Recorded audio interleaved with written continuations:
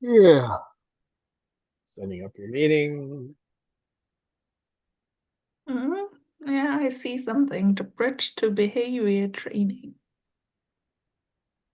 And there's actually Amanda live on YouTube. Mm. Sitting Which there in the ones? corner, snoozing.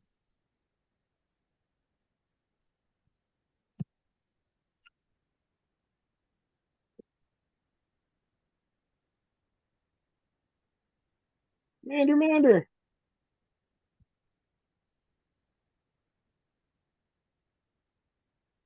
Babaloo.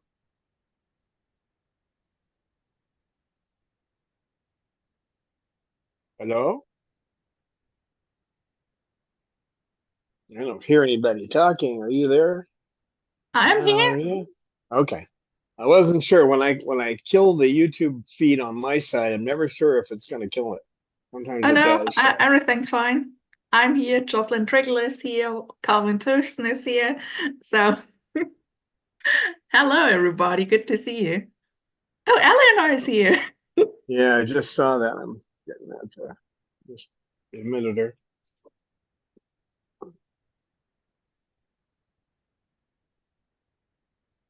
Oh, she says she's in the waiting room. Let's see if done. I think I'm not moderator today, or not from the Oh, Zoom meeting, I mean. I So, oh, forgot there to she is. Okay. forgot to do it. Hello. Let's see. Hello. I was stuck in the waiting room for a bit. Yeah, but I'm here now. I've made it. Yeah, Yeah, it that's didn't great. notify me. I got Good to see you. notification that you were there. So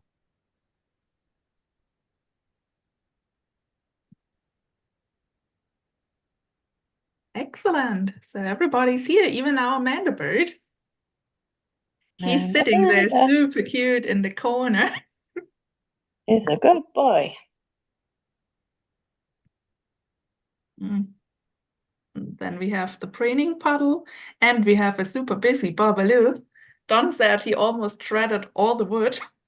well, I brought in a whole bunch of pieces, and now it's mostly just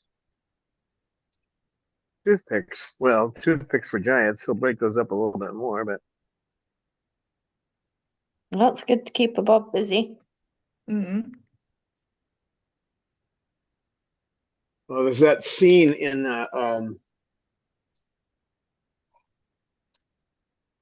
what is the name of that movie now? Galaxy Quest, where they were trying to go through that area where the like Sigourney Weaver is saying, "What in the why is this here?" Because it was just a bunch of things trying to squish you as you go through. What purpose does this serve? That's what Bob needs, is something like that, just to keep him busy, keep him hopping.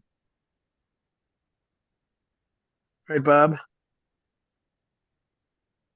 Yeah, he's incommunicado now. He's busy destroying wood. So So we have another chatter, Basia Colgrove. So hello and welcome. And she has a question for you, Don.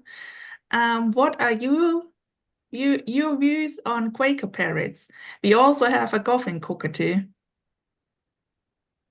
what are my views? Well, I come from a state where they weren't allowed. We had one. We were given special permission. We were just not allowed to have two of them, different sexes. They're they're a bunch of fun. They're quite the bird. They have a tendency to take over telephone poles and the tops of buildings and stuff. I guess they are considered a pest in New York, but I pretty much consider New York a pest. Not the people, just the city. Which, if you turned off the power to it, it would be gone in a few weeks because they don't make anything there.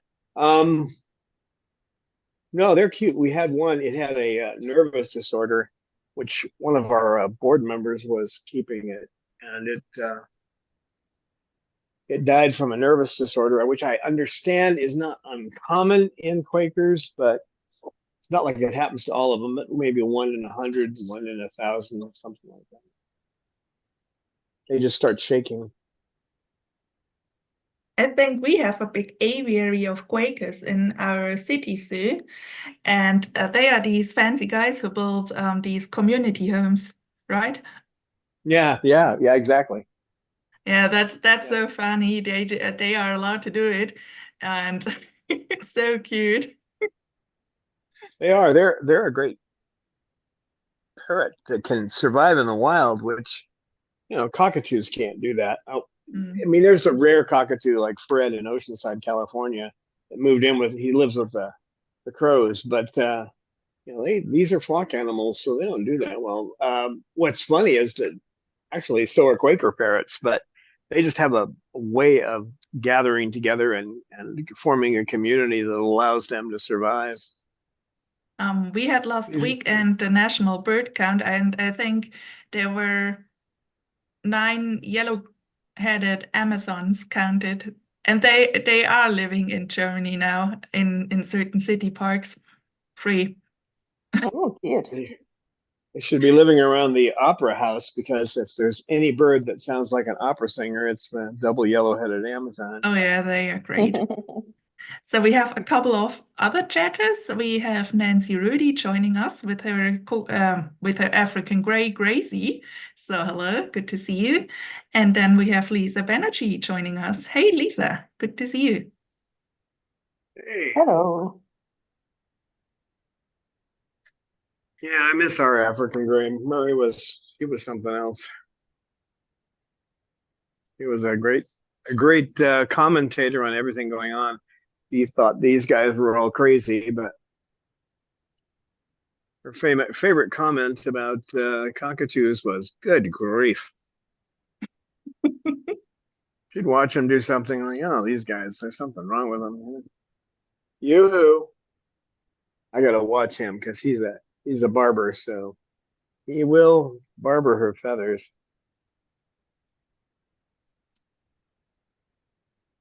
And once again, barbers chew on other birds' feathers. They don't chew on their own. You don't go to a barber to watch them cut their own hair. That's becoming so common for people to use that term for feather picking that I hope it doesn't end up like the word anyway. We used to say, well, how, that didn't go well anyway. Now they say anyways.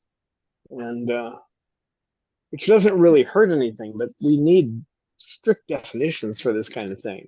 There's there's feather picking where they do it to themselves, and then there's barbering where they do it to another bird. Cosmo was one of those. I have to watch her. She doesn't get into preening much anymore, but you got to watch her when she preens. And this one does it, don't you? I got to watch it. I'm sorry. I didn't mean to bump you. I was trying to pet you. And what? Get your attention off of Lorelei for a bit. Yeah, that was my Hmm. boy. I love that And big boy. Cecil as your father-in-law, disturbing your special time with Lorelei again. Am I Always bothering you? cramping your style. Am I bothering the big boy? Am I bothering him? Bob? Hey Bob. He's sticking Oh his my Bob he's, Bob wants to say hi. he's sticking his beak where it doesn't need to be again, right, Bob? And Lorelei is Lorelei. back with the tapestry again. Yeah. Lorelei, let's not do the tapestry. Let's not do that. She hasn't got it yet. She's gotten the canvas that's over the couch, but no, now Bob's gonna preen her.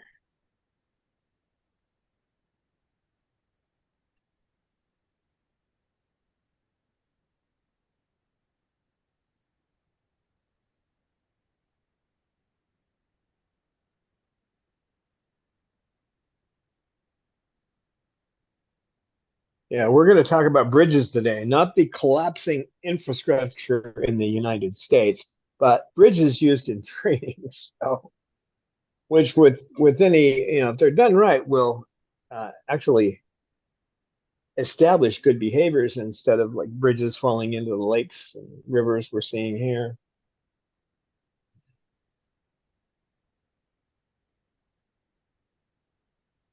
Right, Bob?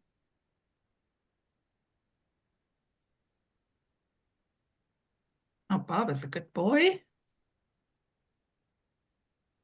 And there are two different kinds of bridges we use, but in the United States, it's the bridges that are still standing and the ones that are ready to fall. But now you be nice. I see that crazed look on your face. Calm down. Bob, just be calm. Yeah, you knew he was getting it. See, Lorelai's up on my shoulder. She's got that look like Bob's getting a little too excited.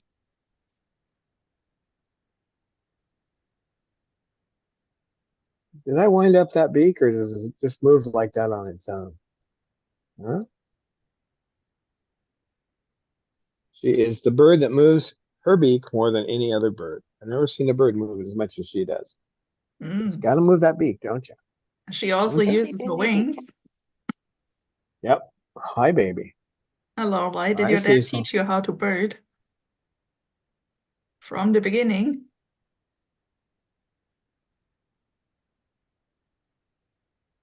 So we have another chatter here. It's Dragon Imposter 3008 is here. So hello, welcome. And Jocelyn tells us that she was out for a walk with Cinnamon the other day. Don't do that, Lorelai. Come on. She's trying to get my earbud. No, my cheap earbud. I've learned cheap earbuds are the way. Yeah, I took you away there, didn't I? Bob, leave her alone. Preventing Come on. Don from the lecture. Come on. Come on. Over here. Good boy.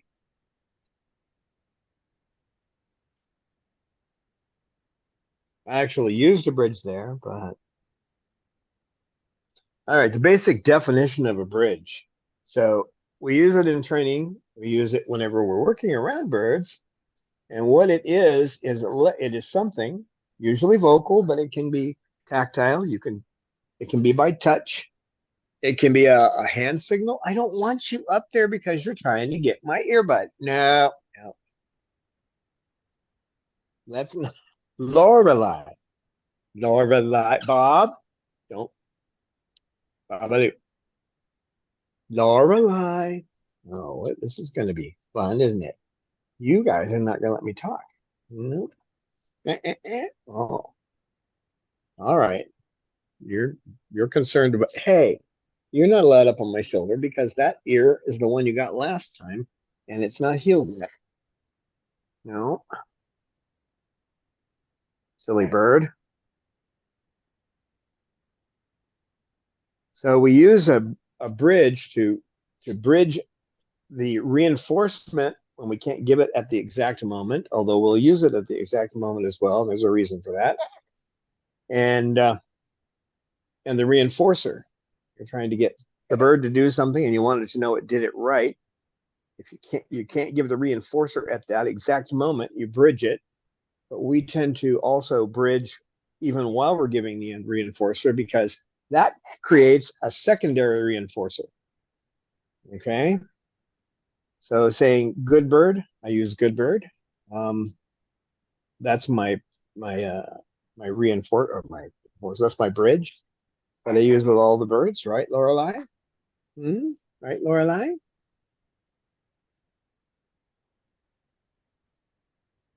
It's only effective if you do it at the exact moment they're doing what you want them to.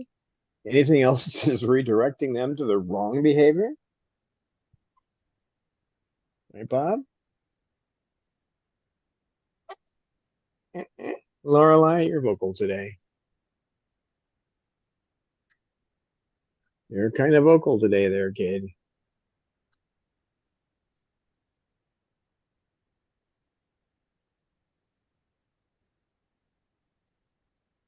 So a bridge is also called a secondary reinforcer because primaries are things that you have to have. You have to have food, survive, warmth, cold. Primary reinforcers are things that are innate. Secondary reinforcers are those things that are learned. So also called a conditioned reinforcer because you're conditioning them to accept that as some kind of reinforcer. Now, the two types of bridges you have, if you're doing nails, for example, when I first started training a bird to, sorry, Cecil, didn't mean to whack you in the face. you're training a bird to let you do their nails. At first, you're going to do a nail and then say, "Good bird," real intensely and loud. I can't do it too loud here because then they'll like, "What did I do?" Um, but so you give that vocal reinforcement on every nail you do, but eventually you'll work that to every other nail. And then you start saying it quieter. My second or intermediary or intermediate reinforcer is good bird. Okay, it's just said plainly, good bird.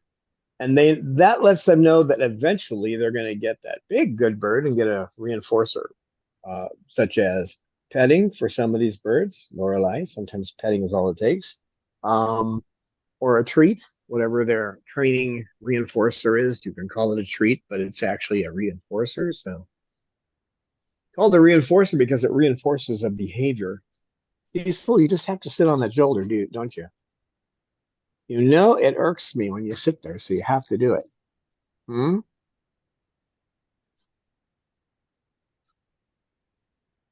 That's okay. You can sit there. Yeah, that's a,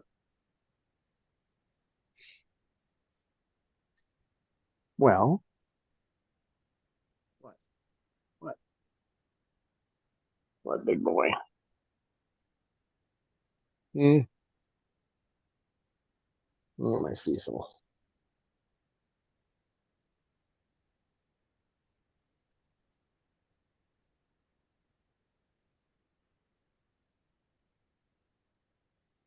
And one of the great things about bridges is you can use them from any distance, and they can be position of a hand, a body, the way your body is. Like you could shift your head to the side. There's a whole bunch of things you can use. I've seen it when at the San Diego Wild Owl Park, Animal Park, which they now call the Safari Park. Um, I watched the trainers there using various and sundry body language to get birds to say particular things, and also other animals, but in particular the birds they have. Right, Cecil?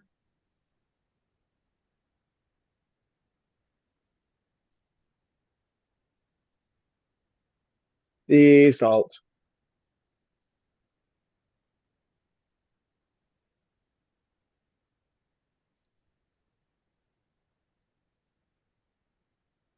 The salt.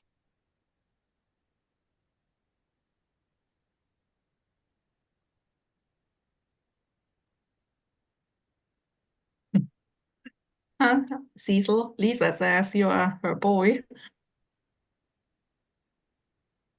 Hmm. He's a special boy. I've got to thank her about that. In applied behavior analysis, which was primarily used with autistic children in the beginning, you might have a child that acts out a lot, throws things, or causes problems in a group.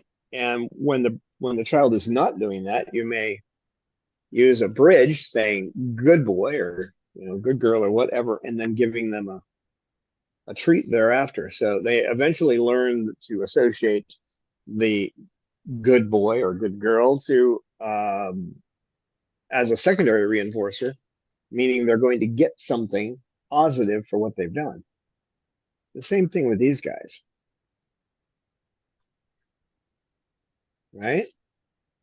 Right, Cecil? Mm.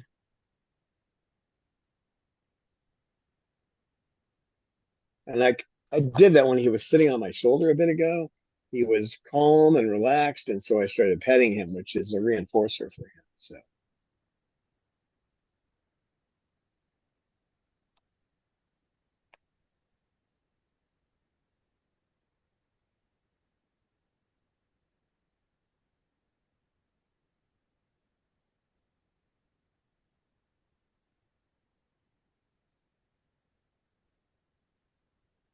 it's one of the primary tools in our toolkit. If not, if not the most important tool, it's close. So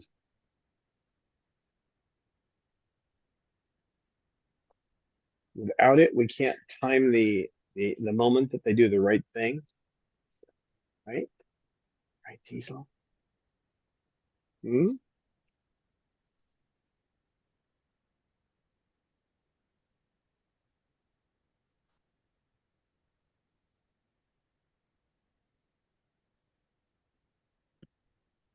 And there are a lot of bridges that can be used. For example, if you bring a bird into a certain room to train it, when you take it into that room and that's all you do in there, it's the only thing they go in that room for, that's a bridge to reward right there. And that's an environmental bridge. They see the particular situation where they get rewards, and at that point they become more interested in watching you and training with you. So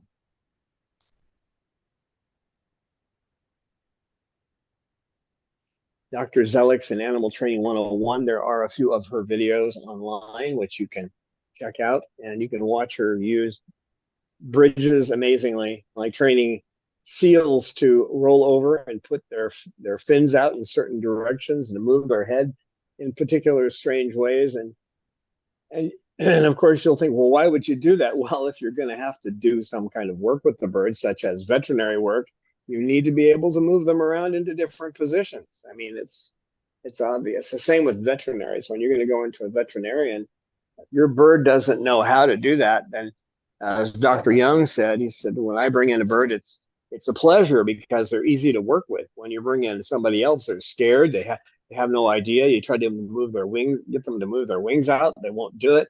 Get them to open their beak. It's a fight. Get them on their back when they need to do a cloacal inspection, and it's a problem. But if you've got the birds trained in those behaviors, and the key to that, one of the major keys is the bridge, then you don't have a bird that's scared to go to the vet. Peaches actually liked to go to the vet. She didn't like to be manhandled, but she still liked going to the vet. She had good There were experiences people at there. the vet. So. There were Yeah. people there that paid attention to her. That's what she Yeah, liked. she did.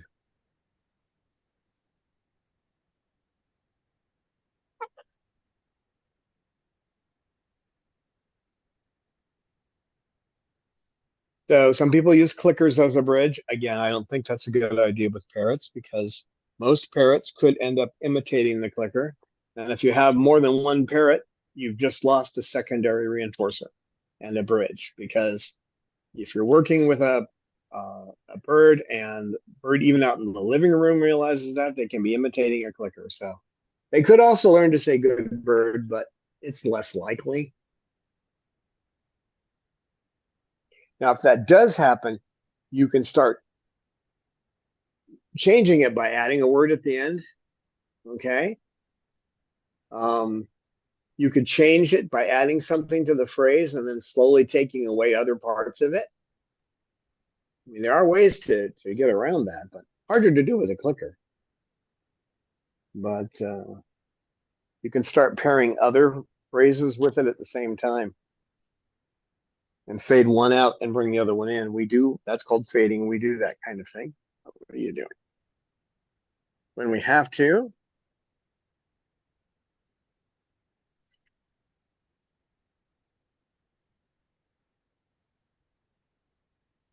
So Lisa Banerjee thinks it's sad that most vets still towel the birds. Most vets. Well, yeah, most vets. The vets I've gone to, Dr. Young doesn't towel a bird unless he has to. Neither does Dr. Jenkins, but most vets will. Yeah, it's true. But it's not.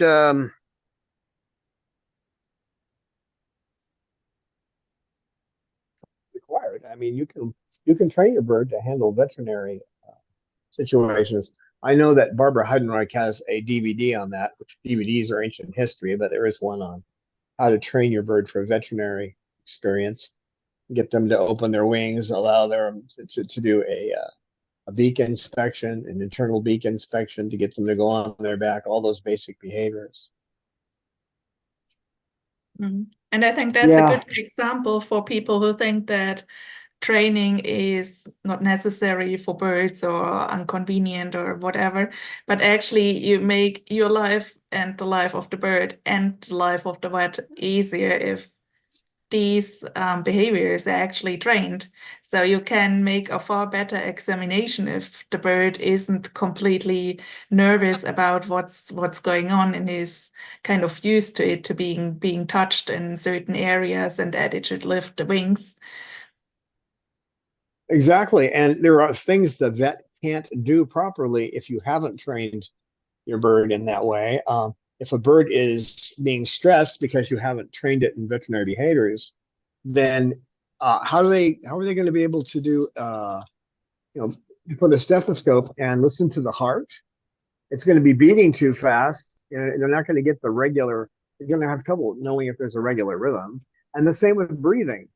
If they're scared, if they're frightened, then they're going to not be breathing normally. So again, you can't get the respiratory response that you need. So, and the other side of it is those people who don't think their birds need to be trained, I don't want to meet their kids. Because those are the kids that go through grocery stores and throw things on the floor and, make a mess all over the place and don't listen, right? So I don't want to meet your kids if you don't train your birds. I don't. I've seen them actually in one town in California, Escondido. You would go through some of these stores like a Ross's Dress for Less, and there would be stuff all over the floor. And the reason is because a certain demographic, it was having their kids taken away by child protective services. My area, big toad, was having their kids taken away. All right. Lola is being a fan. Right.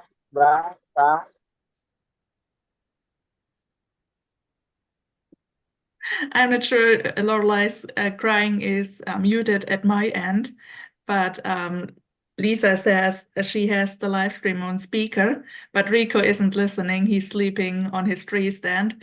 Then he has chosen the Jasmine approach. She's also sitting back in a corner and not listening. She's sleeping. That's the usual behavior for Jasmine. Yeah, she tends to do that when she knows when I'm doing one of these and she's not interested. Cecil will be good up there. So it wasn't, and what I found out was because I read some of the newspapers in a different language, okay? What was happening is that Child Protective Service was taking away the children because they were actually disciplining their children. If one of their kids would do something, throw something on the floor, they might spank them or something. Well, that was the end of that. They were getting their kids taken away. So the word in the community was, don't discipline your children. So you can blame what happened. Stop that. None of the fighting. Bob, you'll go back to your cage. No fighting. You did that yesterday. You went back to your cage. This is positive punishment. I'm restraining him so he doesn't do something that will make him go back to his cage. Bob, calm down. Calm down. Yeah, I know. It's like stopping a volcano, right? So they need to know the rules, and unless you're using the tools, training tools, they're not going to know the rules, and at some point, something's going to go wrong.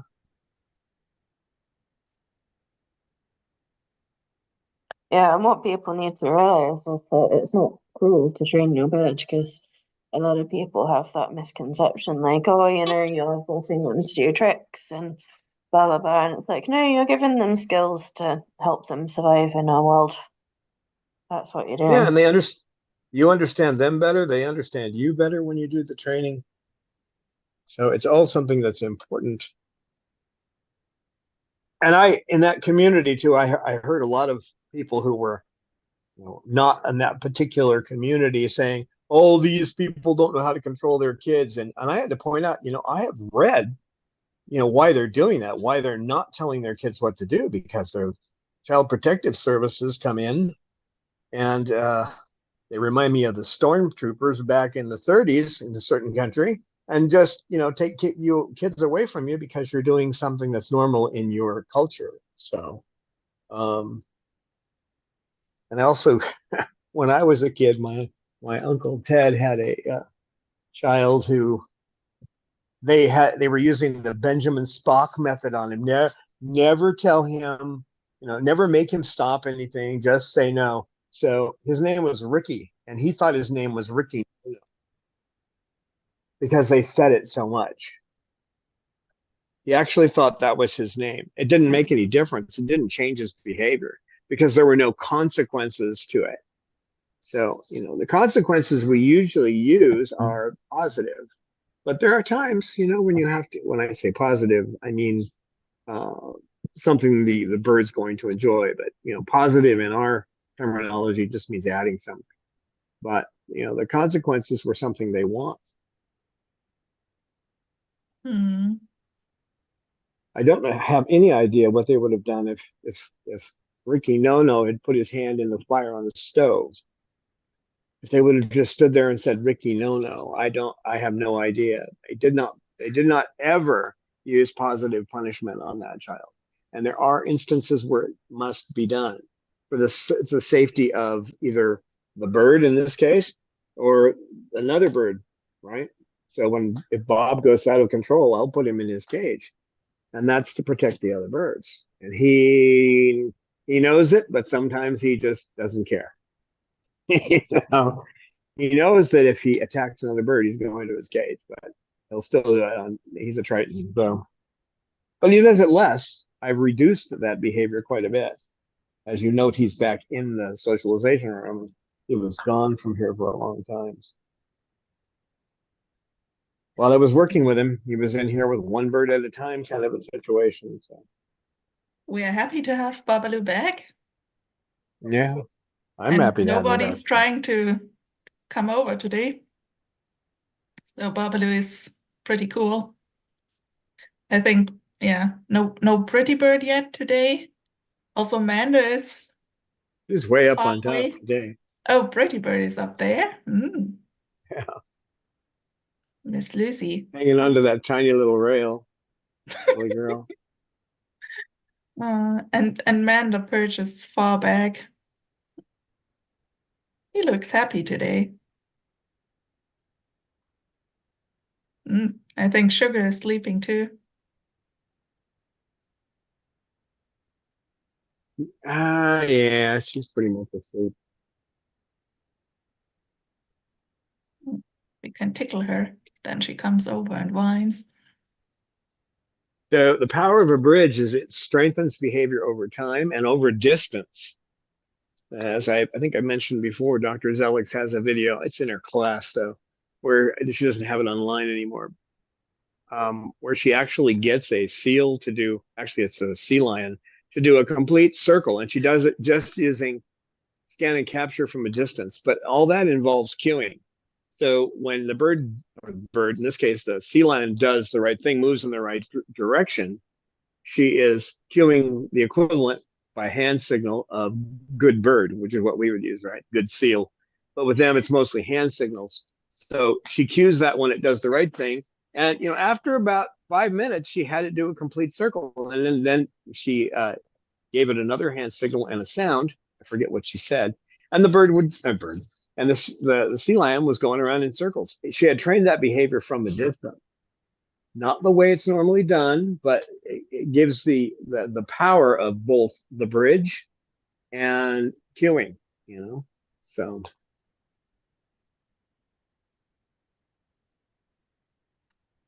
We have a question by Lisa. yeah. Okie dokie, yeah. Dawn, on days Rico is biting a lot and bombing me. Do I say something to Rico, or do I put him up in his cage or do I put him up in his cage with a verbal word? Well, every bird's different. I don't know the situation, but I can give you a couple of options. I wouldn't put him back in his cage. And the reason for that is sometimes that's what they want. Okay. So if they start doing biting behavior and you give them what they want, you're reinforcing it. So I would have a perch somewhere else in the corner where there's nothing to do and put him there for 2 minutes. I usually don't go more than 2 minutes. Put him somewhere where he's going to sit and he's not going to be happy there. Now, if the bird's flighted and just keeps flying away from that area, I would possibly have a smaller cage that you can put him in, like a transport cage that you can put him in for 2 minutes. Kind of like that big cage we have over there, which I use to put a bird in if there's an issue. In some cases, I can put them into that timeout cage. But that's one method to deal with it. You can use positive punishment, but again, it doesn't make the bird more interested in doing something. But you can, if the bird's bite, say the bird's on your wrist and it's starting to bite, if you move your wrist in the direction, like the bird's trying to bite towards my thumb, if you turn your wrist this way, it throws their balance off and they back up. And again, that's positive punishment because you're adding, you could also call it negative punishment because they're taking away their balance. That's one of those ones that you could call it positive and negative. You're adding a twist to your wrist, but you're also taking away their balance. But a lot of that depends on your individual circumstances and environment. It doesn't hurt to take your phone, set up a camera, or your phone and record while you've got the bird out and playing, and then look back and see what the causes or whatever came before the antecedents, whatever came before the actual behavior. I've found in many cases they just want to go back to their cage when they start doing that. And so the natural idea of putting them back in their cage just reinforces the behavior and it works against you. So I don't suggest putting them back in their cage. Put them in another cage with no toys, nothing to do, one perch, that kind of thing. And just for 2 minutes, don't make it too long. These guys don't need that much redirection. The other thing is, on the positive side, is whatever the treat is that you've taken out of their diet that you use to train, sunflower seeds, a little piece of cashew, a piece of almonds, whatever it is, you can give that at regular intervals. So if you know that if you've got the bird out for starts biting after 5 minutes, you can time that. You just try to keep an eye on it. And then so what you do is you give them that reward for not doing it in 4 minutes. And then another 4 minutes, you give another reward. And if they turn around and start acting like they're going to bite you or making striking motions, then you reset the timer, start over. And eventually they'll figure it out. Yeah, Lisa says the Rico will fly off the cage or tree stand and bite and also on her and then bite her and then fly off again. And then he keeps doing that sometimes. She usually says, Rico, no biting, and he mostly bites hard. Yeah, your best bet in that situation is the timeouts where you take the bird and put it in a small cage, like a travel cage or something like that for a couple of minutes, or in a small cage with, again, nothing that they can play with. So it's not a positive experience. You want to make sure that the consequence for biting is something they don't want, because somewhere along the line, whatever you're doing is reinforcing it. If it keeps doing it, you're reinforcing it somehow. I can't tell. I might be able to tell if you gave me, cuts of it happening over and over again. I might be able to watch it, Dr. Friedman would say, watch it 30 or 40 times if need be, or more, in order to figure it out. Not in my ear. These ones don't have any sound deadening to them. So you're blowing my ears out, Lorelei. I think in that situation, trying to film it with a camera and then rewatch the situation is actually a good thing, since, like Lisa says, it happens more often, and actually to see what triggers him, what happens 10 seconds or so before he's doing that. So is he trying to get your attention, or what actually goes on? So how he's behaving in the seconds before he actually comes over to you. And it's a good idea too to take pictures of the room before you start the video, because so that you know how the room is set up. You may be unwittingly putting something in the room that's adding to it.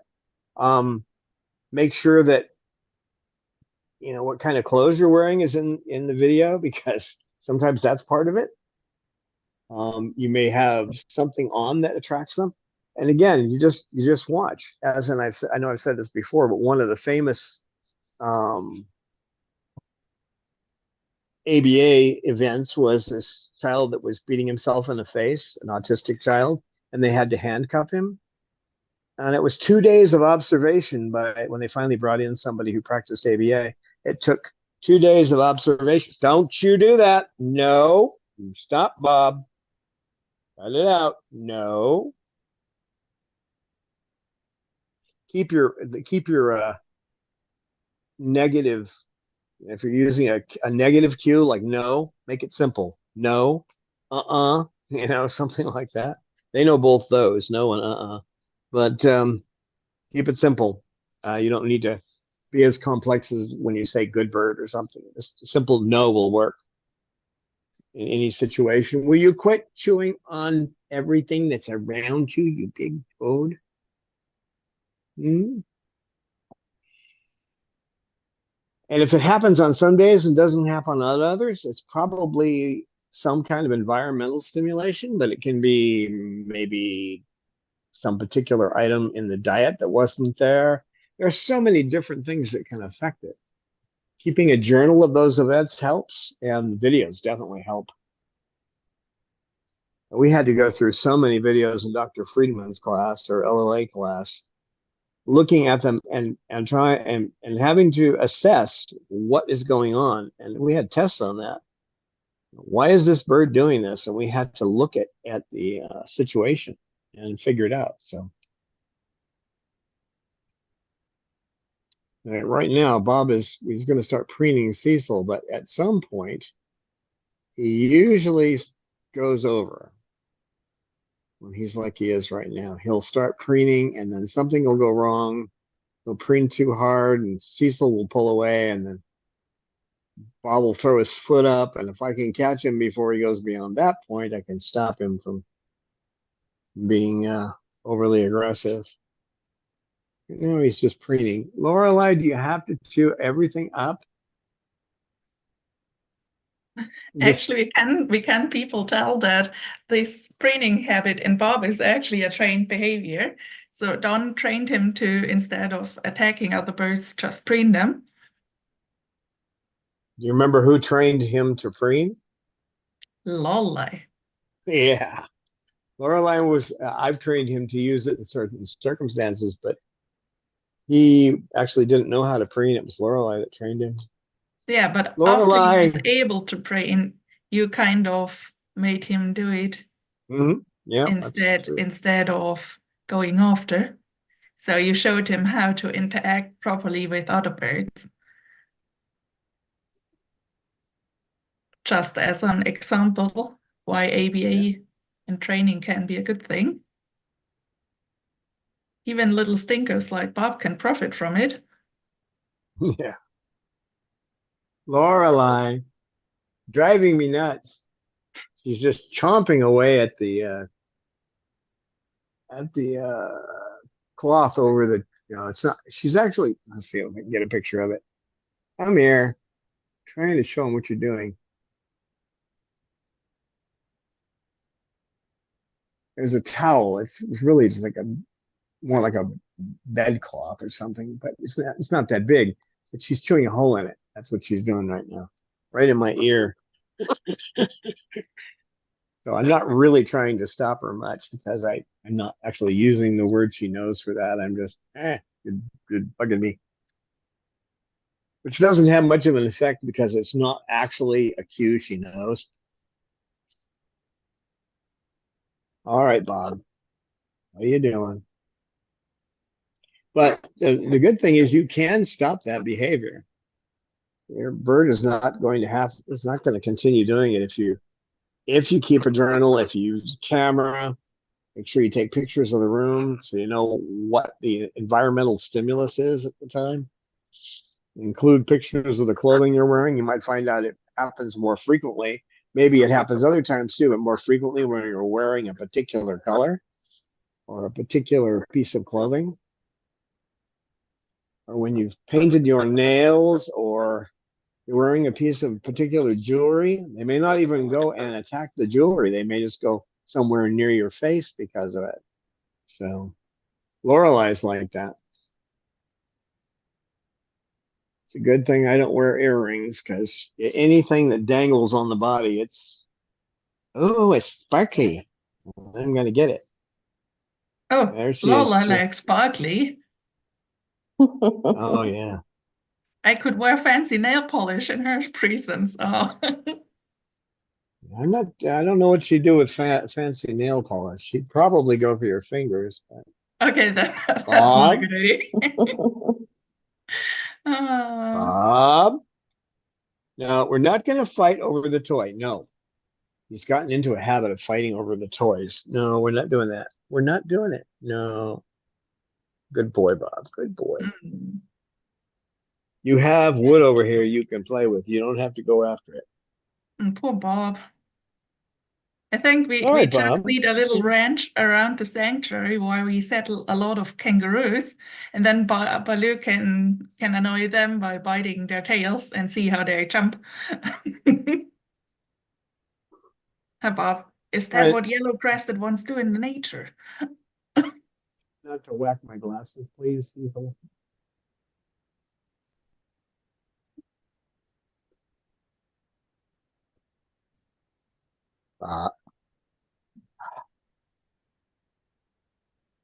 Uh-oh. There So he goes. Lisa, finally, Bob. Cecil has a toy. Bob. Come here. Come here. Come here. This is Bob when he was in that behavior where he's going to try to get territorial and try to steal the toy too. This is Yeah, his he never was happy about Cecil bumping you with toys.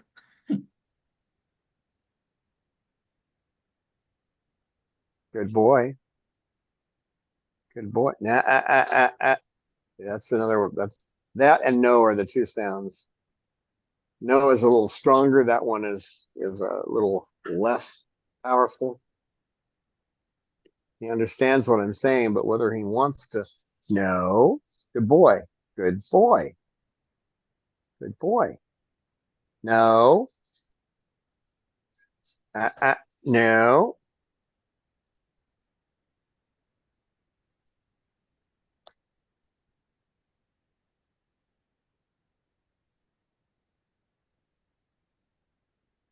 Negative punishment. I'm removing his freedom of movement at this point.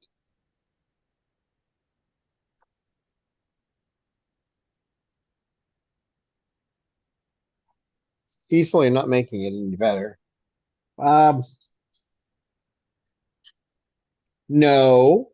no, no. You're working yourself into a. Actually, you can go out in the timeout cage today. You want to go in timeout? Bob, Bob.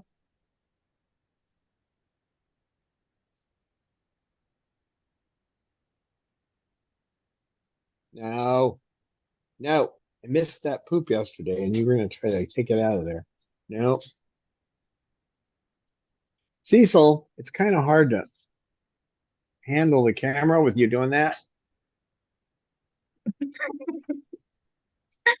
Oh my. No, Bob. He's just about in timeout. Let's just show what a timeout is like. Come here, because he really does need to be. Whoops. He needs to be put somewhere. Cecil, no. This is the thing.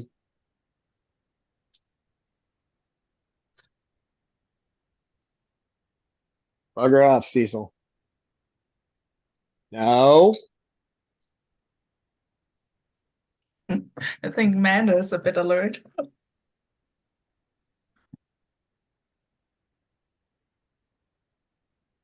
Hey. Get out of there. Nope, nope, nope. Get out of there.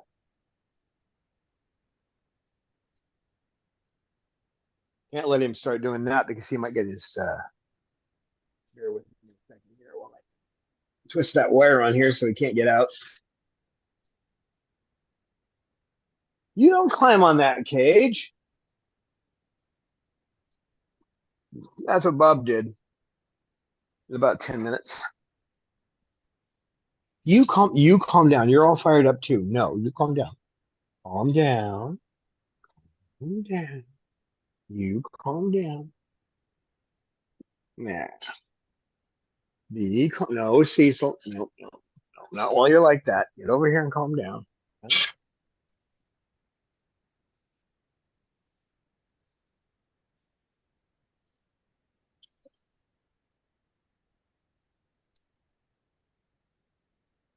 There's an overexcited Triton for you.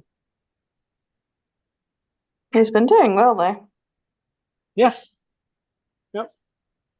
Well, yesterday he made it an hour and a half before started this behavior. Today Where he's has made it Amanda an disappeared? hour.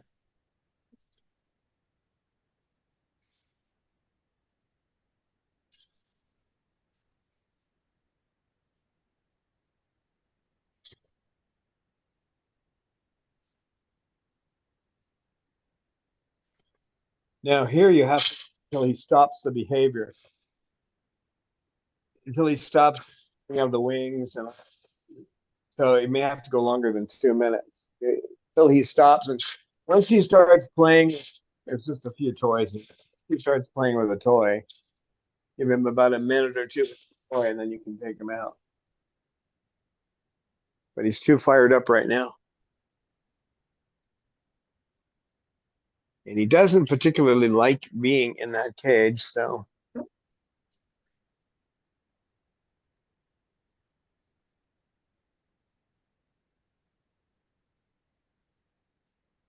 yeah, he's still too fired up.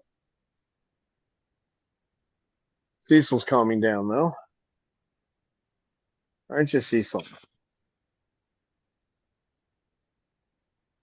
Aren't you, Cecil? Mm.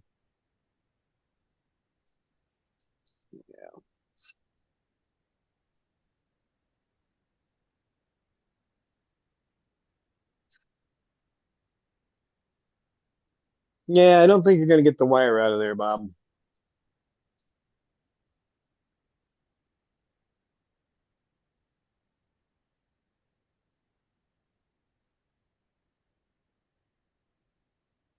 Now that's the other thing too. In this case, it's a timeout cage, but if he's still acting up, then he has to stay in there until he stops behavior. And right now, he's about as high as a kite on. What are you doing? Hey, get out of there, dipstick! What are you doing?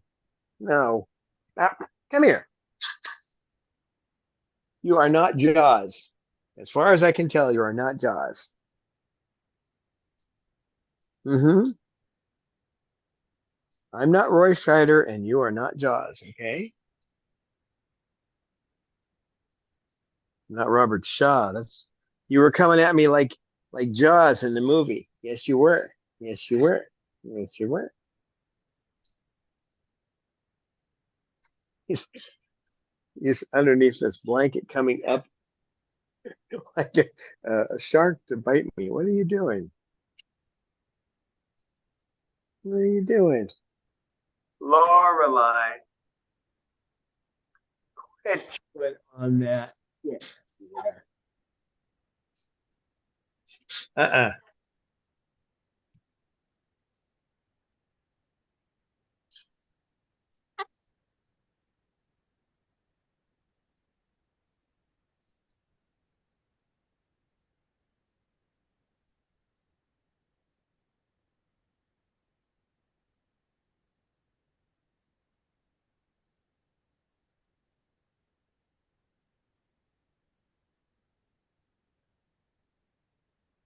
So just summing up, a bridge. Hi, Bob. A bridge is something you use to let them know they're doing the right behavior at a particular time. It has to be given at that moment. Um, There are environmental bridges as well. A particular room for training that's left a certain way with no distractions is a kind of bridge itself. There are two kinds of bridges that I use regularly. One is the final, right before you give them, or to show them they're getting the treat now, and that would be good bird said loudly. If I say it quietly, then that is an intermediate bridge. It means you're on the road to that reward. So if I'm doing nails, as the example, I do one nail, one nail, one nail, finish all the nails, and then they get whatever the reward is at the end. But in the beginning, you're doing a single nail, rewarding, single nail, and rewarding. Sometimes that only lasts a couple of days, and they're okay with getting the reward at the end. It depends on the bird. But plan to do each one. And those intermediates are important. You finish the nail and you say, good bird.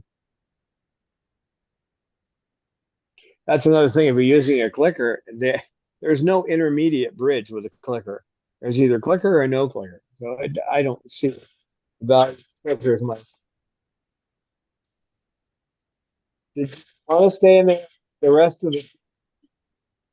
I think something with the audio is going wrong.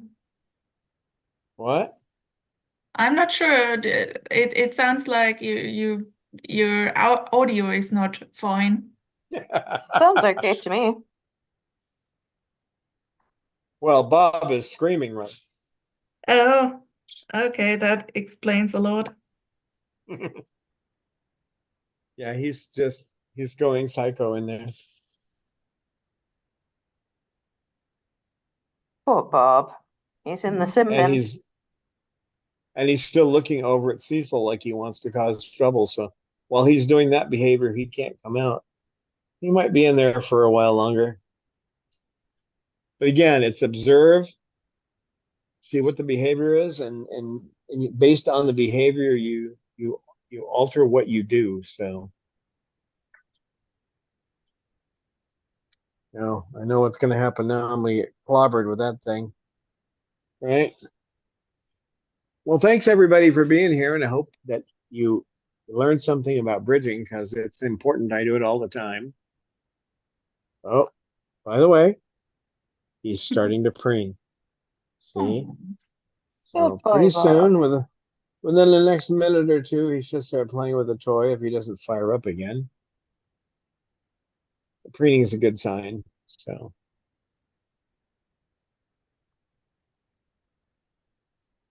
thanks for being here. Thanks, Amy and Eleanor, for your. Hey, quit eating the canvas. Stop.